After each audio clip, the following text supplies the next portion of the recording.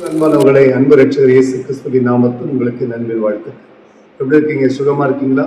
உங்களுக்காகவும் உங்கள் குடும்பத்திற்காகவும் விசேஷமாய் நம்முடைய சால்வேஷன் ஃபுல் காஸ்பல் ஏஜி சபையில தினந்தோறும் ஒவ்வொரு நாளும் உங்களுக்காக நாங்கள் விசேஷமாய் ஜெபித்து வருவோம். ஆகவே இந்த தொடர்ச்சியாக நிகழ்ச்சியை நீங்கள் சரியாக கவனிக்க வேண்டும். ஒவ்வொரு நாளும் இதற்காக ரொம்ப நேரம் எடுத்து செலவழித்து வசனத்தை தியானித்து இதற்காக ரெக்கார்டிங் செய்து எடிட் பண்ணி இதெல்லாம் கொண்டதற்கு நாங்கள் சிரமப்பட்டு தான் கொண்டு வருகிறோம். ஆனால் எப்படியாகிலும் இந்த ஒரு வார்த்தையாகிலும் உங்கள் குடும்பத்தில் ஒரு மாற்றத்தை கொண்டு வராதா? இதை பார்க்கிற நீங்கள் ஆஸ்வதிக்கப்பட மாட்டீங்க ஒரு ஏக்கத்தினால் தான் இதை செய்கிறோம். ஆகவே தெய்வ பிள்ளைகள் கவனத்தோடு கூட இந்த வார்த்தைகளை கேட்கும்படி உங்களை அன்பாய் கேட்கிறேன். நிச்சயம் வார்த்தையின் மூலமாய் தேவன் ஆகிய கர்த்தரை ஆசீர்வதிப்பார். கவனிங்கள், 2026வது ஆண்டு தொடங்கி ஏறக்குறைய 14 நாட்களை இருந்து வந்துவிட்டோம். ஸோ இந்த நாள்ல ஒரு அற்புதமான வார்த்தை உங்களுக்கு நான் பேச விரும்புகிறேன். கவனிங்கள், சங்கீதம் 91ஆம் அதிகாரத்தில் 3வது வசனத்துல ஒரு அற்புதமான வார்த்தை சொல்கிறார். அவர் உன்னை வேடனுடைய கண்ணிக்கும் பாழாக்கும் கொலை நோய்க்கும் தப்புவிப்பார். அவர் உன்னை வேடனுடைய கண்ணிக்கும் பாழாக்கும் கொள்ளை நோய்க்கும் தப்புவிப்பார். ஆமென். கருமையான கர்த்தருடைய பிள்ளைகளே, சத்துருவானவன் யாரை விழுங்கலாமே என்று சொல்லி வகை தேடி கர்ஜிக்கிற சிங்கத்தை போல அவன் அலைந்து திரிகிறான் என்று வேதம் சொல்லுகிறது. ஆகவே சத்ருவானவன் எப்பொழுதாவது நான் விழுந்து போவாமா, தெய்வ பிள்ளைகளை ஏமாற்றவும் வஞ்சிக்கவும் அவன் அதிகமாய் பிரயாசப்படுவதை நம்ம பார்க்கிறோம்.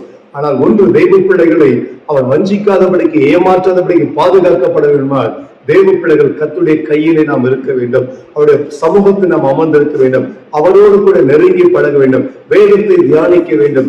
எப்போது ஜெபத்தில் நாம் தரித்திருக்க வேண்டும். அப்படி இருக்கும்போது சத்துருவானவன் நம்மை மேற்கொள்ள முடியாது. இந்த கருமையான கர்த்தருடைய பிள்ளைகளை வசனத்தை நன்றாய் கவனியுங்கள். அவர் உன்னை வேடனுடைய கண்ணிக்கும் பாழாக்கும் கொலை நோய்க்கும் தப்புவிப்பார் என்று வேதம் சொல்லு. அவர் என்றால் யாரு? தேவனாகிய கர்த்தர். நீங்கள் அவரோடு இருந்தால் அவர் உங்களோடு இருப்பார். உங்கள் காரியங்கள் வெற்றியை மாறும். உங்களுக்கு நன்மைகள் உண்டாகும். உங்கள் வியாதிகள் சுகமாகும். உங்கள் பிரச்சனைகள் மாறும். உங்கள் போராட்டத்தில் விடுதலை காண்பீர்கள். ஆகவே நீங்கள் கர்த்தரோடு நடக்கும்படி உங்களை ஒப்புக் கொடுப்பீர்கள். நிச்சயம் என அன்பான கர்த்தருடைய பிள்ளைகளே, நிச்சயம் கர்த்தர் உங்களை ஆசீர்வதித்து கிருபையை நடத்துவார். பாருங்கள், பாழாக்கும் கொலை நோய்க்கும் தப்புவிப்பார் என்று அடுத்த பகுதி சொல்லி, பாழாக்குகிற கொலை நோய்கள் என்ற என்ன? மரணத்தை கொண்டு வர வியாதியா இருக்கலாம். சமீபத்தில் 2019, 20, 21 நாட்கள்ல பார்க்கும் போது வருஷங்களை கொரோனா என்கிற ஒரு மிகப்பெரிய வியாதி வந்து தேசத்தையே மிகுந்த ஒரு உளைச்சல் ஆக்கி விட்டது. எத்தனையோ லட்சக்கணக்கான மக்கள் பாதிக்கப்பட்டாங்க. ஆயிரக்கணக்கான மக்கள் மரித்து போனார்கள். கருமையான கர்த்தருடைய பிள்ளைகளே, பாழாக்குகிற கொலை நோய்க்கெல்லாம் தேவன் நம்மை தப்புவிக்கிறவரா இருக்கிறார். கவலைப்படாதீங்க. உங்க வாழ்க்கையில எந்த மாதிரி பிரச்சனை இருந்தாலும் அதை மாற்றி போட தேவன் வல்லவராக்கா.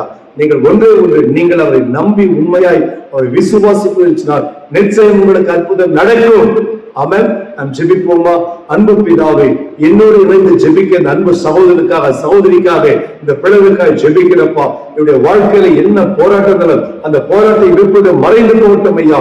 அவர் உன்னை வேடனுடைய கண்ணிக்கும் பாழாக்கும் கொலை நோய்க்கும் தப்புவிப்பார் அந்த வசனத்தின்படி ஆண்டவரே, வேடனை போல பிசாசனவன் கெர்ச்சிக்கிற சிங்கத்தை போல வகை தேடி வந்தாலும் அவருடைய கிரியைகளுக்கெல்லாம் விலக்கி பாதுகாத்துக் கொள்ளுங்க.